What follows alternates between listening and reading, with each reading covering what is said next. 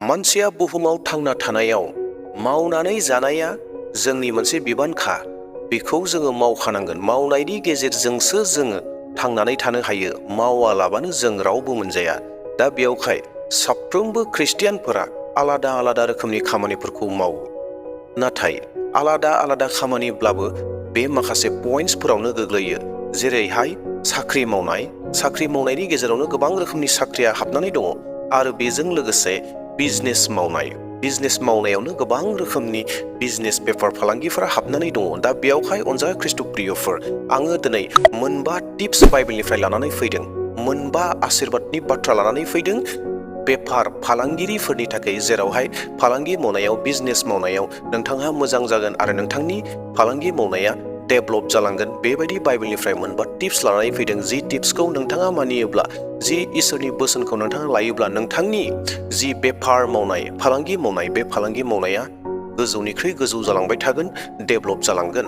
आरो दिनैनि आंनि बे भिडिअखौ फालांगिरिफोरनि अनगायैबो आबादारिफोराबो जुदि नायदोंब्ला, आबादारिफोराबो बेखौनो साननानै लादो जे नोंथाङा आबादारिब्लाबो सासे फालांगिरि, बिजनेसखौ मावगासिनो दङ होननानै, आबाद मावनायनि गेजेरजों नोंथाङा बिजनेस मावगासिनो दङ होननानै सानदो। दा बेयावहाय हयथ' आङो बेयाव नोंथांनि मावनाय मोनफा मोनफा दखाननि मुंखौ आङो खारिना होनो हानाय नङा। नोंथांनि जिथु मावनाय बिजनेस बेखौ मुं खारिनो हानाय नङा। बेयावखायनो आङो एज ए जेनेरेल मात्र बिजनेसमेन, बिजनेसनि बाथ्राखौ, फालांगिरिनि बाथ्राखौल', फालांगिखौल' आङो सोदोब बाहायगोन। दे अब्ला प्रियफोर, समखौ आद्रि खालामाब्लानो थोंजोङैनो बाथ्रा फारसे थांदोनि। बाथ्रायाव थांनायनि आवगायावनो साफ्रोम नायगिरि नोंथांमोनखौ खावलायनो हास्थायदों, आंनि चेनेलाव दिनैसो जुदि सोरबा गोदान फैदोंब्ला नोंथाङा आंनि चेनेलखौ साबस्क्राइब खालामना लागोन, जेन इयुननि बाराव नोंथाङाबो बेबायदिनो इसोरनि बोसोनफोरखौ खोनासंबाय थानो मोनो। आरो लोगोसेयैनो नोंथाङा नायनायनि गेजेरजों आंनि भिडिअखौ जुदि मोजां मोनदोंब्ला मोनसे लाइक होनानै होगोन। नोंथांनि लाइक होनाया आंखौ गोबां गोदान गोदान भिडिअ लाबोनो थाखाय थुलुंगा होयो, मटिभेट खालामो। आरो लोगोसेयैनो नोंथाङा सानोब्ला बेफोर बाथ्राफोरखौ जोंनि गासैबो ख्रिस्टियान बिदा फंबायफोरा, नखरफ्रा मोनथिनांगौ होननानै अब्लानिया नोंथाङा शेयार खालामनानै होगोन। दे अब्ला समखौ आद्रि खालामाब्लानो थोंजोङैनो बाथ्रा फारसे आवगायलांदोनि। सेथि फालांगिरिफोरनि मावनांगौ खामानि, बे जाहैबाय सैथो आरो फोथायजाथावनाखौ लाखि। जेरावहाय इसोरनि बोसोना ओरैहाय बुंदों, बोसोन बिजाब 11 सिरियाव, सुनायफोरजों सोलायग्राफोरखौ फोरबोआ मुगैयो, नंगौयै सुनायफोरखौ बियो हामजायो। फालांगि मावनायाव सैथो आरो फोथायजाथावना जानाया इसोरनि नुनायाव गोबां गोनांथिथार। नंखाय आरो मिसुलियाया फालांगि मावनायाव माब्लाबाबो थानो नाङा। नोंथाङा जुदि नोंनि जिथु मावनाय जिथु बिजनेस दङ, फालांगि दङ, बे फालांगियाव सासे सैथो आरो फोथायजाथावनायै नोंथाङा जुदि खामानिखौ मावोब्ला, इसोरा नोंथांनि मावनाय खामानिफोराव आशीर्बाद होगोन आरो नोंनो इसोरा बिनि फिथाइफोरखौ होगोन। इसोरनि बोसोना जोंखौ बेखौ फोरोंदों, थुलुंगा होदों जे बेफार मावनायाव जोंनि अजननि सोलायनाय, फारलानि, सेरनि जिथु सोलायनाय, बेखौ दा खालाम होननानै जोंखौ बुंखादों।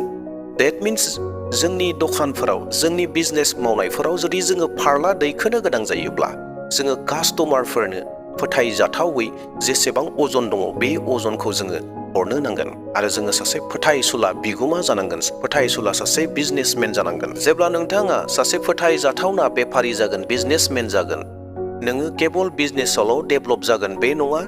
इसोरनि नोजोराव नोङो इसोरनिफ्राय आशीर्बाद मोनगोन आरो नोंनि स्पिरिचुवेल लाइफआवबो नोंथाङा सानफा एफा जौगालांबाय थागोन।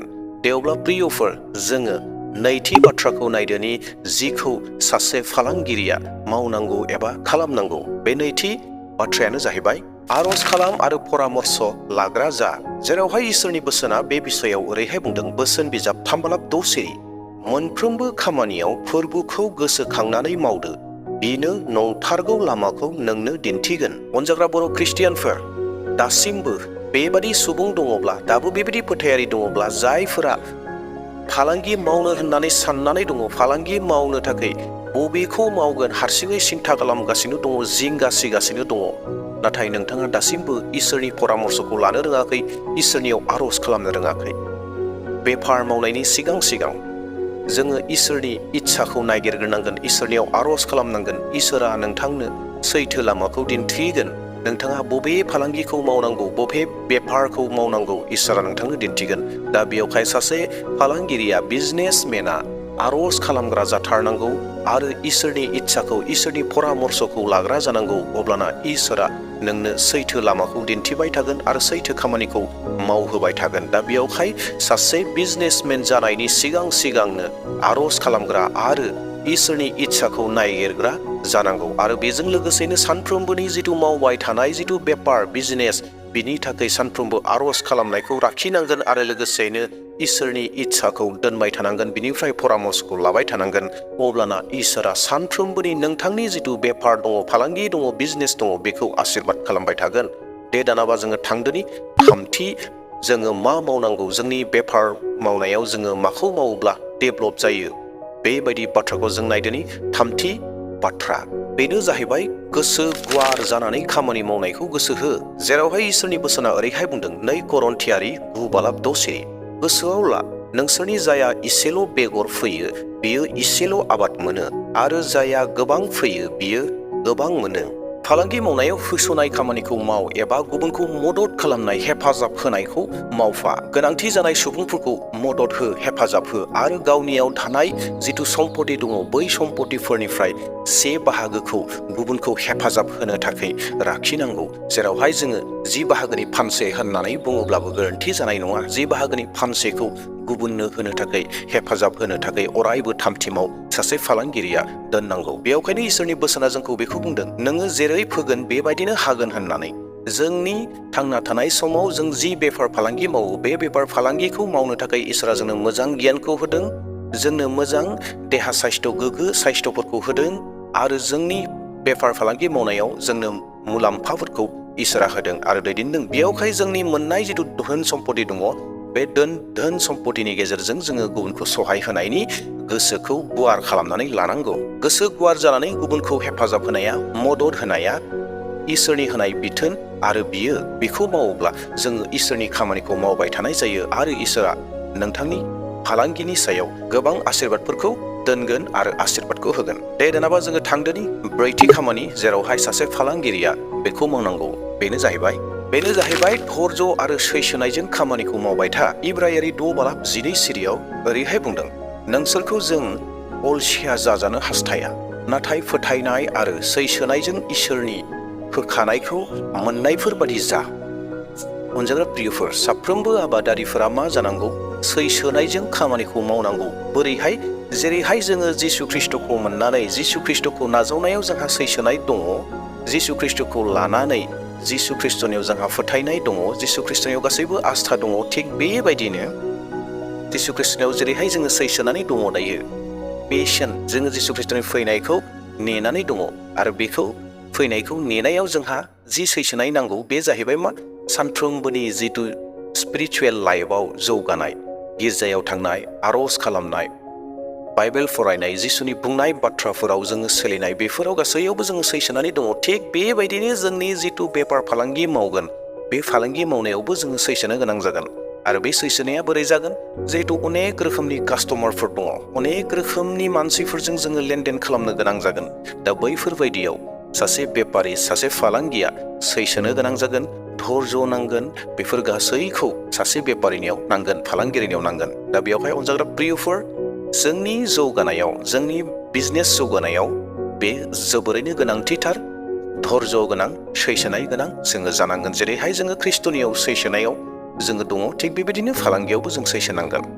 मानोना इसोरनि बोसोना बेखौ बुंदों जे जों साफ्रोमबो जोंनि अलसिया जाना थानायखौ इसोरा हास्थाया। जों साफ्रोमखौबो एक्टिभ जानायखौ हास्थायो, जोङो साफ्रोमबो फालांगि मावनायखौ इसोरा हास्थायो। दे अब्ला दानाबा जोबथा पइन्ट 5थि नम्बरखौ जोङो नायदोनि जे सासे फालांगिरिया बोरै जानांगौ। बेनो जाहैबाय गावखौ दद्र गुरै खालाम आरो जिसु ख्रिस्ट'नियाव सोनारनानै था। नोंथाङा फालांगि मावनायाव जाफुंसारखौ मोननायनि उनावबो नोङो फोरबोनियाव गावखौ नम्र खालामनानै दोनगोन, दद्र खालामनानै लाखिगोन। जि फालांगियाव नोंथाङा साक्सेसखौ मोनबाय, बै साक्सेस मोननायाव नोङो गावनि जिसु ख्रिस्ट'खौ अरायबो मुं दोन। जिसु ख्रिस्ट'आसो नोंखौ, नोंनि फालांगिखौ जौगासार खालामदों। जिसु ख्रिस्ट'नि थाखायसो आङो बे फालांगियाव जाफुंसारखौ मोननो हादों।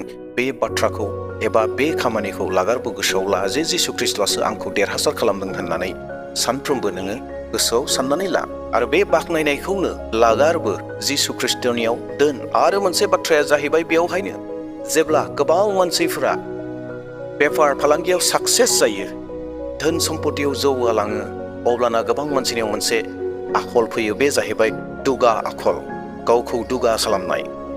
बे आखलनिफ्राय, बे हुदानिफ्राय गावखौ हमथानानै लाखिगोन, अरायबो जिसु ख्रिस्टनियावसो सोनारनानै थागोन। गावनि सायाव नङा, गावनि धोन सम्पतिनि सायाव नङा, गावनि बेफार फालांगिनि सायाव नङा, गावनि साक्सेस जानायनि सायाव नङा, नाथाय जिसु ख्रिस्टनियाव सोनारनानै थागोन। जेब्ला नोंथाङा इसोरनियाव, जिसु ख्रिस्टनियाव गावखौ दद्र' खालामगोन, गावखौ गुरै खालामगोन आरो बिनियाव सोनारनानै थाबाय थागोन, अब्लाना नोंथांनि बेफार फालांगिया, बिजनेसा अरायनि थाखाय जानानै थागोन। आरो नोंथाङा जुदि जिसु ख्रिस्टनि खाथियाव, सायाव जुदि दद्र'खौ लाखियाखैब्ला, गुरैखौ लाखियाखैब्ला, बिनियाव सोनारनायखौ लाखियाखैब्ला, बे फालांगिया हयथ' बबेबा लामा ससेयाव जोबलांगोन। दे अब्ला ख्रिस्ट'प्रियफोर, बेफोरनो जाहैबाय गासै मोनबा टिप्समोन बाइबेलनिफ्राय, जेरावहाय सासे बर' ख्रिस्टियान फालांगिरिया बेफोर आखलखौ लानांगौ, बेफोरखौ सोलोंनांगौ, जेरावहाय बेफोर गासैखौ लायोब्ला नोंथांनि बेफार मावनाया, सासे ख्रिस्टियान सुबुंनि बिजनेस मावनाया मोजांनिख्रुइ मोजां जालांगोन, साबसिननिख्रुइ साबसिन जालांगोन आरो अरायनि थाखाय जागोन। दे अब्ला प्रियफोर, दिनै बेखिनियावनो बिदाय लानो हास्थायबाय। इयुननि समाव मोनसे गोदान टपिक लाना फैफिनबावसिगोन। प्रेज द लर्ड, हालेलुया, जै मसीह होननानै आंनि भिडिअखौ बेसेबां दोनथ'बाय। Thank you.